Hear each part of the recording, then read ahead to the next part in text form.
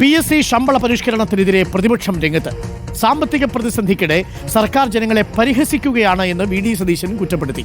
PSC chairman ഉൾപ്പെടെ ശമ്പളം വൻതോതിൽ വർദ്ധിപ്പിക്കാനുള്ള തീരുമാനത്തിനെതിരെയാണ് പ്രതിഷേധം. കേൾക്കാം. ഇന്നലെ PSC മെമ്പർമാർക്കും ചെയർമാൻ എത്ര വർധനവാണ് ശമ്പളത്തിൽ കൊടുത്തത്? അതാണോ ഗവൺമെൻറ്റിൻ്റെ പ്രയോറിറ്റി?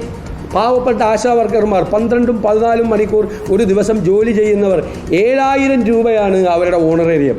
അതൊന്ന് വർദ്ധിപ്പിക്കണമെന്നാവശ്യപ്പെട്ട് അവരുടെ കുടിശ്ശിക കൊടുക്കണം എന്നാവശ്യപ്പെട്ട് സമരം ചെയ്യുമ്പോൾ ആ സമരം ചെയ്യുന്നവരെ പരിഹസിക്കുന്ന മന്ത്രിമാരുള്ള ഈ മന്ത്രിസഭയാണ് ഇന്നലെ ലക്ഷക്കണക്കിന് രൂപ PSC ചെയർമാൻ, അത് പൊളിറ്റിക്കൽ അപ്പോയിൻമെൻ്റാണ്, സ്വന്തം പാർട്ടിക്കാരെയാണ്, ആ പാർട്ടിക്കാർക്ക് എത്രമാത്രം വർധനവാണ് കൊടുത്തിരിക്കുന്നത്?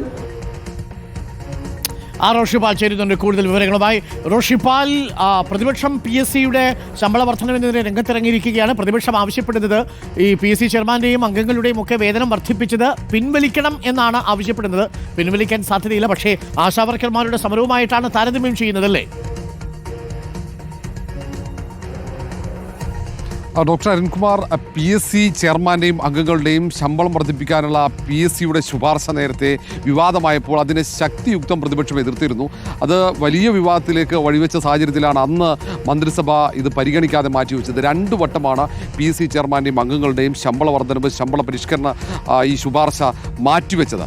ഏതായാലും ഇപ്പോൾ അതിന് മന്ത്രിസഭ അംഗീകാരം നൽകുമ്പോൾ ഈ പ്രതിസന്ധി കാലത്ത് അംഗീകാരം നൽകിയതിനെ പ്രതിപക്ഷം ചോദ്യം ചെയ്യുന്നതിനൊപ്പം തന്നെ ഇത് രാഷ്ട്രീയ നിയമനമാണ്. PSC ചെയർമാനാകട്ടെ അംഗങ്ങൾ ഈ രാഷ്ട്രീയ നിയമനത്തിലൂടെ എത്തിയ രാഷ്ട്രീയ നേതാക്കൾക്ക് സർക്കാർ നൽകുന്ന സംരക്ഷണം, അവർക്ക് വാരിക്കോരി പണം നൽകുന്നതിനെയാണ് പ്രതിപക്ഷം ഇപ്പോൾ ചോദ്യം ചെയ്യുന്നത്.